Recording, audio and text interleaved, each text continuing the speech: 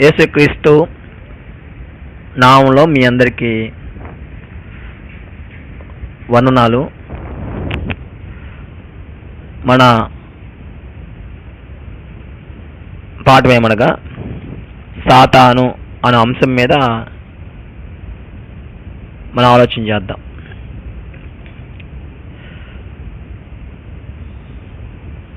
సాతాను అను మాట సాటానస్ అను గ్రీకు పదం నుంచి వచ్చింది.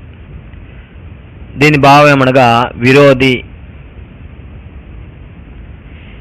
అపవాది అనేటువంటి పదము డయాబోలస్ అనేటువంటి గ్రీకు మాట నుంచి వచ్చింది. దీని భావం అనగా ఫిర్యాది లేక దూషకుడు.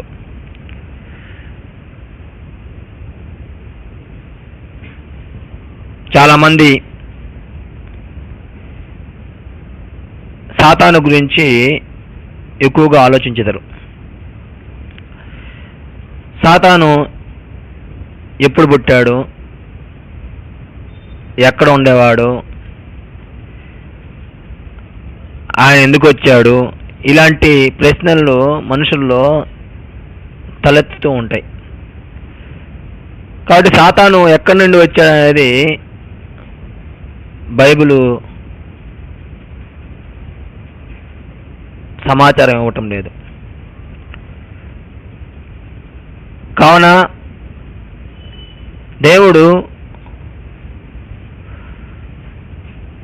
వాని యొక్క అంతం గురించి స్పష్టంగా తెలియజేస్తూ ఉన్నాడు.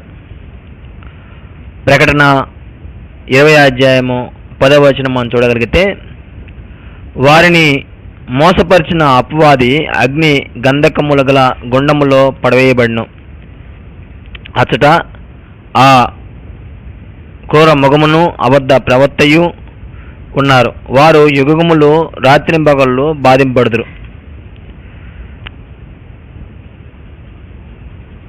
కాబట్టి దేవుడు ఈ లోకాన్ని సృష్టించినప్పుడు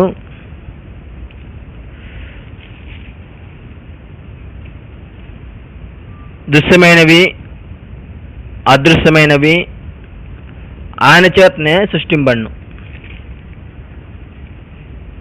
కలిగినంతయు కూడా ఆయన ద్వారా కలిగి ఉందని మనం నేర్చుకుంటున్నాం. మొదటి కొలస్సీయులకు రాసిన పత్రిక 1:16 మనం చూడగలిగితే,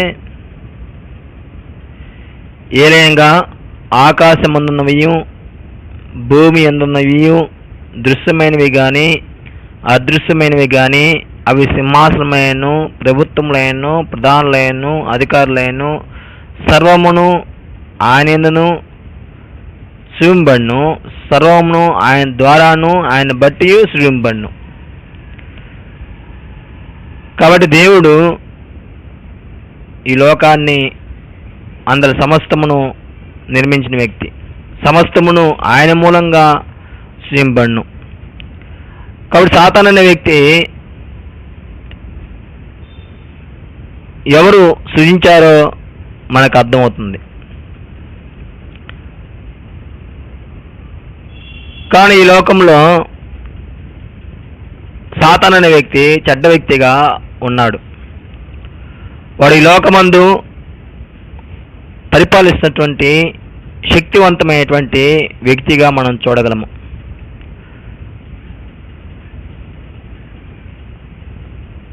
ఈ లోకంలో సాతాను మనుషుల్ని పాపం వైపు నడిపించేవాడిగా ఉన్నాడు.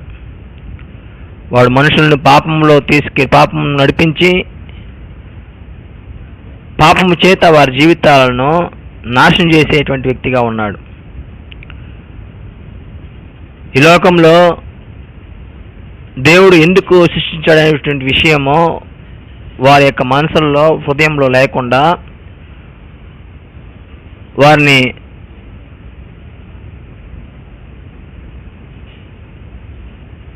ఆత్మీయంగా బలహీనపరిచి దేవుని యొక్క ఉన్నతమైనటువంటి జీవానికి వేరుగా వారి జీవితాలు కొనసాగించుటకు వాడి ప్రయత్నం అంతా సాగును. కాబట్టి సాతాను గురించి ప్రతి వ్యక్తి ఆలోచించవలసి తెలుసుకోవాల్సిన వారే ఉన్నారు. ఎందుకంటే ఈ లోకంలో మనుషులను మోసం చేయటంలో వాడు ఎంతగానో పనిచేసేటువంటి వ్యక్తిగా ఉన్నాడు. దేవుడి కుమారులైనటువంటి వారిని సైతం కూడా సాతాను ఆత్మీయంగా బలహీనపరిచి వాళ్ళ జీవితాల్లో వాళ్ళని ఏలుటకు ఎంతగానో మరి ఎక్కువగా కృషి చేయుటకు సిద్ధంగా ఉన్న వ్యక్తి సాతాను. కాబట్టి ఈ లోకంలో ఈ శరీరమందు జీవించేటువంటి దినాల్లో సాతాను గురించి ప్రతి వ్యక్తిని తెలుసుకోవాల్సిన వారే ఉన్నారు. వాని యొక్క శక్తి, వాని యొక్క లక్ష్యము, వాడు మనుషులను ఎట్లు మోసం చేస్తున్నాడనే విషయము స్పష్టమైన అవగాహనతో బతకవలసిన వాడే ఉన్నారు ఈ లోకంలో ఉన్నటువంటి ప్రజలు, ముఖ్యంగా క్రైస్తవులైనటువంటి వాళ్ళు. లోకంలో ఉన్నటువంటి ఎక్కువ మందిని వాని యొక్క ఉచ్చులో బిగిచ్చి ఉన్నాడు సాతాను. మన పాఠంలో మొదటి ఆలోచన ఏమనగా, సాతాను యవన కాలంలో ఉన్నటువంటి బిడ్డల జీవితాల్లో చెడుతో కూడినటువంటి ప్రవర్తనను వృద్ధి చేయటం ద్వారా వారిని పాపం వైపు నడిపించే వాని యొక్క గురై ఉందని మనం చూడట.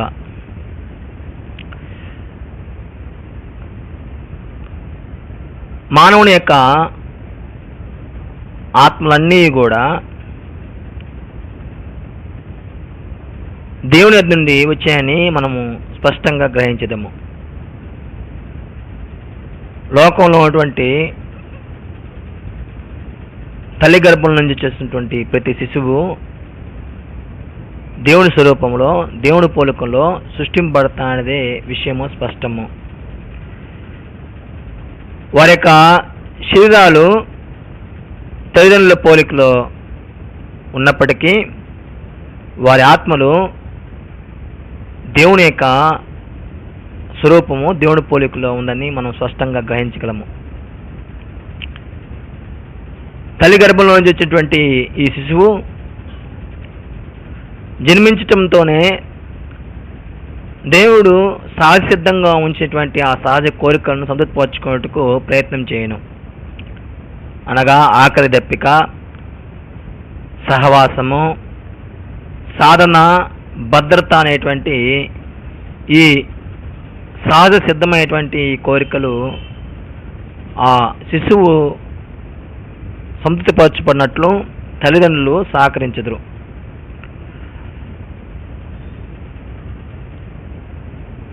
కుటుంబంలో గృహ వాతావరణము వారు పెరుగుతూ ఉండగా వారిని ప్రభావితం చేయను. కుటుంబంలో తల్లిదండ్రులు అనుసరించేటువంటి ప్రతి విధానం మీద వారి యొక్క బిడ్డల మంచి చెడుల జ్ఞానము ఆధారపడి ఉంటుంది.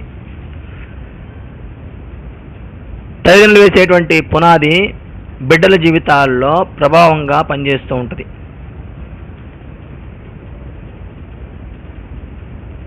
కాబట్టి తల్లిదండ్రులు చెడు స్థితిని వారికి నేర్పించిన వారు అవుతారా,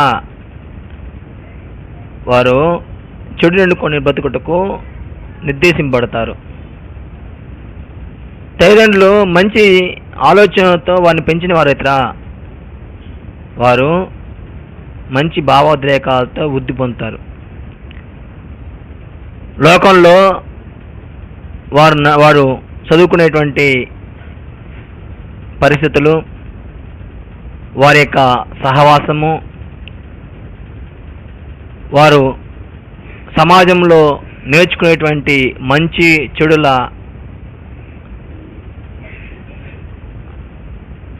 వివేచన అంతే కూడా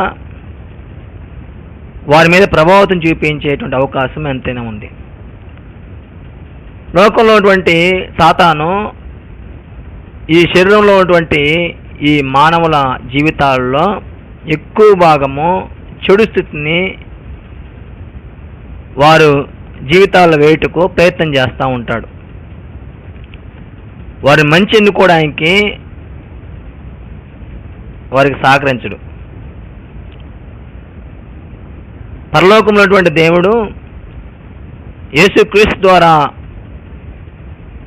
వచ్చేటువంటి సత్యాన్ని వారి జీవితాల్లో పనిచేయకుండా వాడెంతగానో కృషి చేయను. కావున సాతానుడు యవ్వన కాలం నుంచి బిడ్డల జీవితాల్లో వాని యొక్క చెడు క్రియల చేత నింపి వారిని పాపములో నడిపించుటకు, వారి జీవితాలను నాశనకరమైనటువంటి రీతిగా మలుచుటకు, దేవుని యొద్దనటువంటి మహిమ వారు పొందకుండానట్లుగా వారిని అట్టి చెడు స్థితిలో మూసివేసి బంధించుట వాడు చేయు ప్రయత్నము. కాబట్టి ఇటు ప్రయత్నములో వాడు ఎక్కువ భాగము విజయమే సాధిస్తున్నాడు. లోకంలో అటువంటి ఎక్కువ మంది ప్రజలు వానవైపే వారి యొక్క జీవితాలు కొనసాగిస్తున్నారు.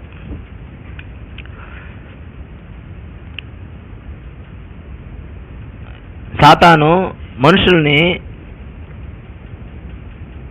దేవుని యొద్ద నుండి, దేవుని సంబంధమైనటువంటి జీవితాల నుంచి దూరంగా తీసుకెళ్ళటే వాని యొక్క లక్ష్యం. పరలోకమునకు ఆ మహిమలోని ఉండేటువంటి ఆ శాశ్వత వాటిని వెదకకుండా వారిని ఎల్లప్పుడూ కూడా ఆ చెడుతో బంధించి వారి జీవితాల్లో పాపము చేత వారిని నాశనకరమైనటువంటి విధానంలో పెంచితే వాని యొక్క లక్ష్యము. సాతాను యవన కాలమందే పిల్లల జీవితాల్లో చెడు స్థితిని నింపుటకు ఎంతో ప్రయత్నం చేయను. కాబట్టి సమయమందు తల్లిదండ్రులైనటువంటి ప్రతి ఒక్కరూ కూడా,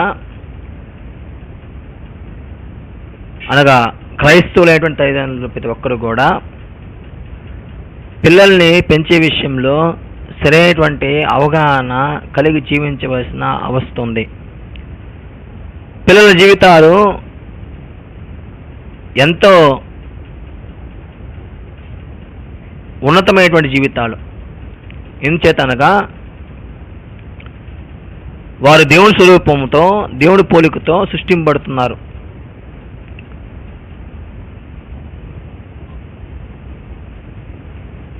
వారు పుట్టిన దినం నుంచి వారు యుక్త వయసు వచ్చేంత వరకు కూడా వారు పాపము చేయనివారు. ఎంచేతనగా చిన్న బిడ్డలదే దేవుడి రాజ్యం అనే యేసుక్రీస్తు బోధించు చేత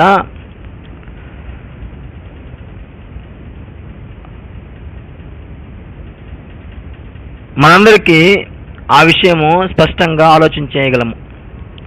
మత్తయి సువార్త 18వ అధ్యాయము 2-3 వచనాల్లో మనం ఈ మాటను చూడగలము. ఈ చిన్న బిడ్డలు తల్లిదండ్రులు వేసేటువంటి పునాది మీద వాళ్ళు బలంగా రూపుదిద్దుకుంటారు. చిన్న బిడ్డలకి చిన్నప్పటి నుంచే జీవితం మీద అవగాహన పెంచడము ఎంతో ముఖ్యమైనది. దేవుడు వారిని ఎందుకు సృష్టించాడో, ఎట్లా సృష్టించాడో, ఈ జీవితంలో వారు ఏం సాధించాలనేటువంటి సరైనటువంటి దృక్పథము పిల్లల జీవితాల్లో తల్లిదండ్రులు వేయవలసిన వారే ఉన్నారు. తల్లిదండ్రులు వేసేటువంటి పునాదిని బట్టి వారు యవ్వన కాలానికి వచ్చేకి వారు బలమైనటువంటి వ్యక్తిత్వంతో, బలమైనటువంటి జీవిత ప్రణాళికతో వృద్ధి చెందుతున్న సందర్భంలో సాతాన్ని జయించేటువంటి శక్తి, సామర్థ్యాలు వారు మెరుగుపరుచుకునేటువంటి అవకాశాలు ఎంతైనా ఉంది. కావున సమాజంలో వారు తిరిగేటప్పుడు ఏ సంబంధమైనటువంటి పరిస్థితుల చేత వారు పాపం చేసేటువంటి అవకాశం ఎంతైనా ఉంది. కాబట్టి యేసుక్రీస్తుటువంటి జీవాన్ని వారు తల్లిదండ్రులు పిల్లలకి బలంగా నేర్పించడం చేత వారి జీవితాలు అద్భుతంగా ఈ భూమి మీద జీవించేటువంటి అవకాశం ఎంతైనా ఉంది.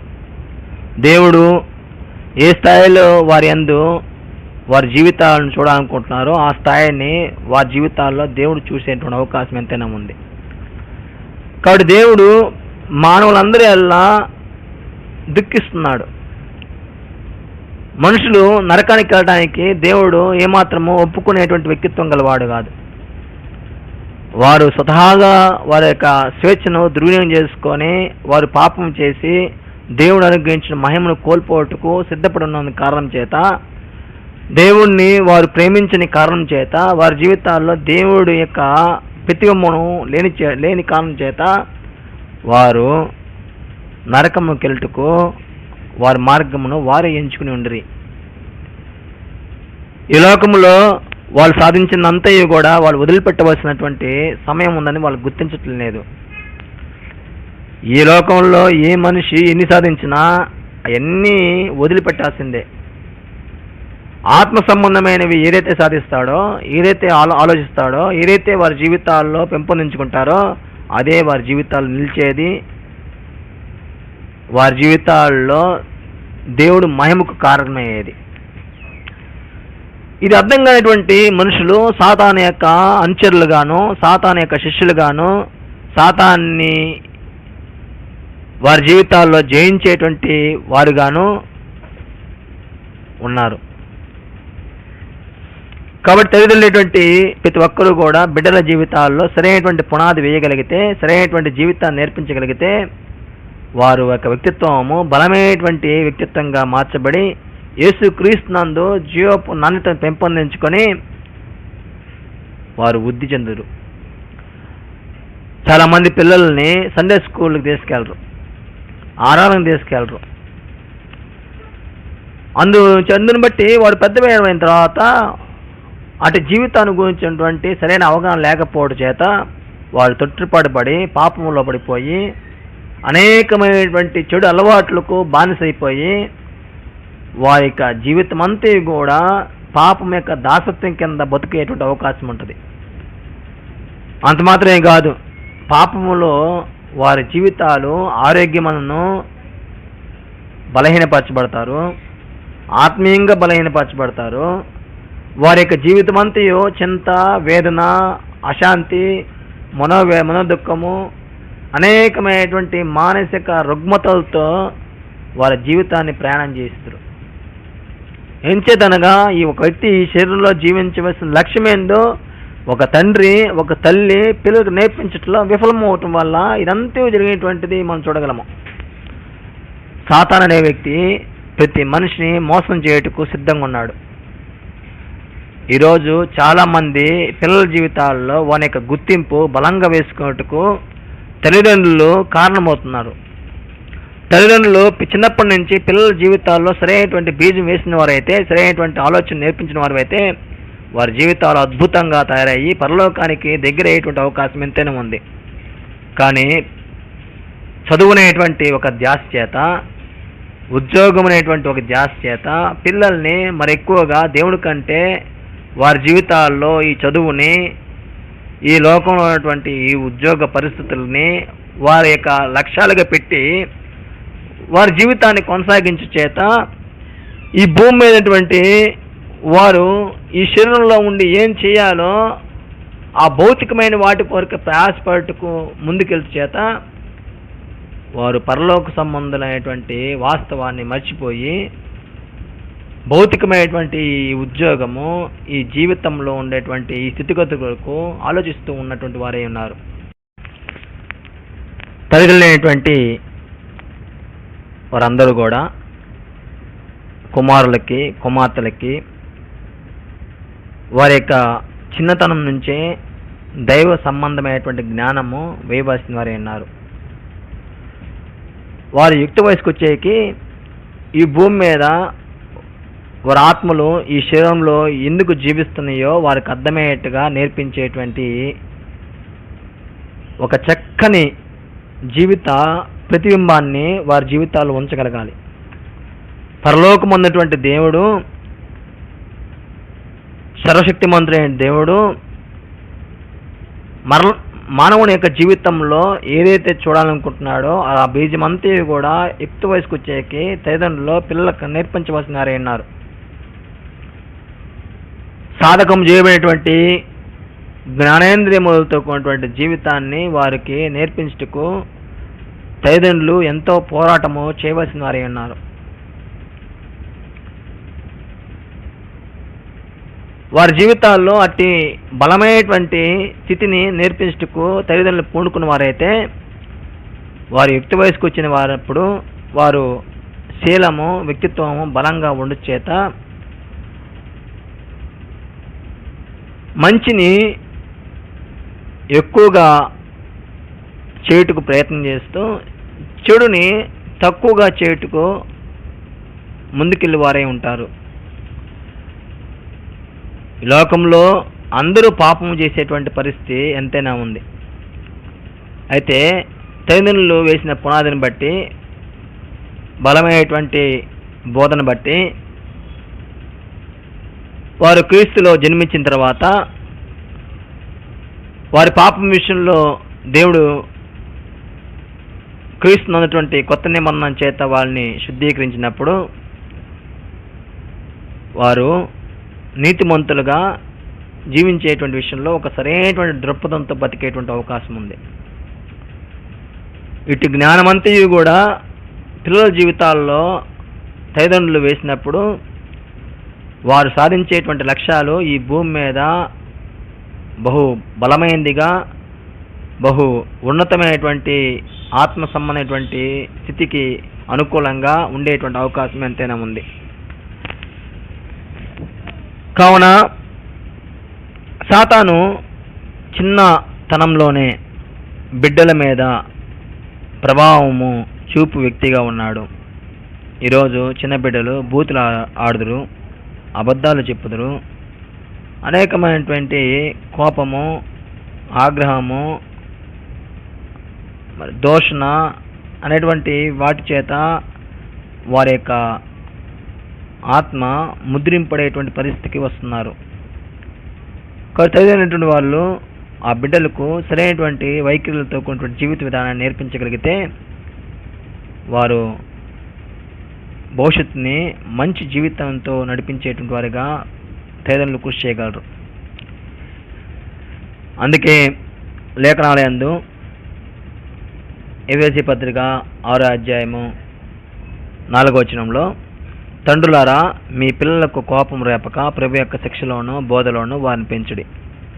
రెండో ఆలోచన ఏమనగా, సాతాను శక్తి క్రైస్తవులు ఎరగవలను. ఈ లోకంలో అందరినీ పాపంలో నడిపించుటకు సాతాను ఒక బలమైన వ్యక్తిగా ఉన్నాడు.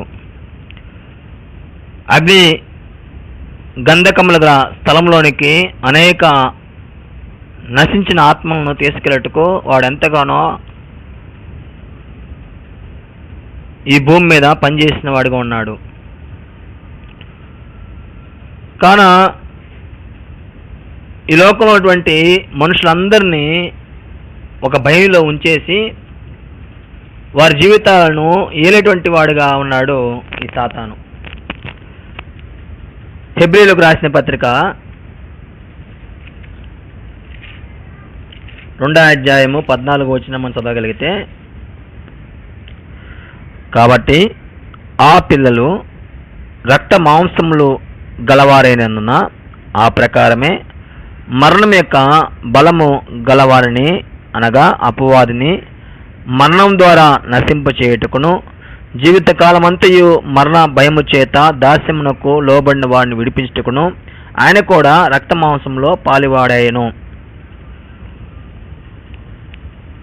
యేసుక్రీస్తు ఈ లోకంలో రక్త మాంసంలో పాలివాడవుటకు కారణం ఏమిటో హెబ్రీ గ్రంథకర్త స్పష్టంగా నేర్పిస్తున్నాడు. ఈ లోకంలో దేవుని కుమారులైనటువంటి ప్రతి వ్యక్తి ఈ రక్త మాంసంలో ఉన్నారు. ఆదాము యందు ఈ శరీరాన్ని ధరించుకుని ఉన్నారు. ఈ శరీరంలో ఉన్నటువంటి ఈ ఆత్మలన్నీ కూడా దేవుని స్వరూపంలోను దేవుని పోలికలోను సృష్టింపబడ్డాయి. ఈ సాతాను మానవుల్ని పాపంలో నడిపించడం చేత అట్టి స్వరూపాన్ని వాళ్ళు కోల్పోయి దేవుని నుండి వేరు చేయబడి వారి యొక్క చెడు క్రియల చేత వారి ప్రవర్తనను శరీరానుసారంగా నడిపించుకుంటూ దేవునికి వేరేటువంటి జీవితాల్లో వారు బ్రతుకుతూ ఉండగా అటు వారి జీవితాలు పాపమునకు అనుగుణంగా వాళ్ళు జీవిస్తూ సాతాను యొక్క క్రియల చేత వారి జీవితాలని మలుచుకొని వారి వ్యక్తిత్వాన్ని పాడు చేసుకొని ఈ భూమి మీద జీవించి వారే ఉన్నారు. భౌతికంగా వాళ్ళు ఐశ్వర్యం కలిగి ఉన్నారు, భౌతికంగా వాళ్ళు అందము సుఖసౌఖ్యాలతో బతుకు ఉన్నారు. కానీ వారిలో ఉండవలసినటువంటి దేవుని యొక్క స్వభావము వారిలో లేకుండా చేత వారు కేవలము ఈ లోకంలో శరీరానుసారులుగానే ఉండిపోయి ఉన్నారు. వారు సాధించాల్సింది ఏందో వారికి అర్థం కాలేదు. కాబట్టి ఈ లోకంలో ఈ జీవిత కాలంలో మనిషికి ఉన్నటువంటి భయం ఏమనగా మరణ భయం. ఈ మరణం అనేది సాతాను మనుషులకు పెట్టినటువంటి ఒక భయం. ఈ మరణ భయంలో ప్రతి మనిషి బతుకుతున్నాడు. యేసుక్రీస్తు ప్రభువారు భూమి అయినటువంటి మనిషి యొక్క జీవితము ఈ మరణంతో ముడిపడలేదు, శాశ్వతమైన దాంతో ముడిపడనని తెలియజేసిన వ్యక్తి ప్రభువారు. లోకంలో ఈ శరీరంలో ఈ యొక్క ఆత్మ విడిపోయిన తర్వాత శాశ్వతమైనటువంటి లోకానికి ఎలాగ వెళ్ళగలడో యేసుక్రీస్తు యొక్క బోధలు మనుషుల్ని ప్రభావితం చేశాయి, ఆలోచింపజేశాయి.